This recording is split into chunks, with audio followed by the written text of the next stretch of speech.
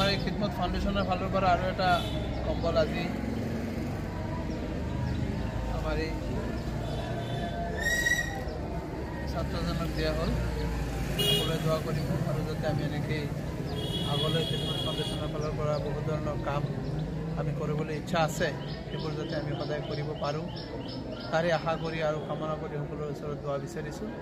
আমি এনেকৈ বহুত কিছুমান পদক্ষেপ লৈছোঁ, যোগাযোগ কৰিব ইনশাল্লাহ সকলোৰে লগত আমি মত বিনিময় কৰি পৰামৰ্শ অনুযায়ী আমি কামবোৰ আগুৱাই লৈ যাম, কৰিবলৈ চেষ্টা কৰিম ইনশাল্লাহ। আৰু এইটো আপোনালোকৰ যে খিদমত ফাউণ্ডেশ্যনটো যেতিয়া আপোনালোকে আৰম্ভ কৰিছে, এইটো ফাউণ্ডেশ্যনৰ পৰা আৰু কি কি সুবিধা ল'ব আপোনালোকে? আমি খিদমত হিচাপত যিমান কাম কৰিব লগা আছে, যিমান আমাৰ দ্বাৰা সম্ভৱ হয় সেইবোৰ কাম ইনশাল্লাহ আমি কৰি থাকিম।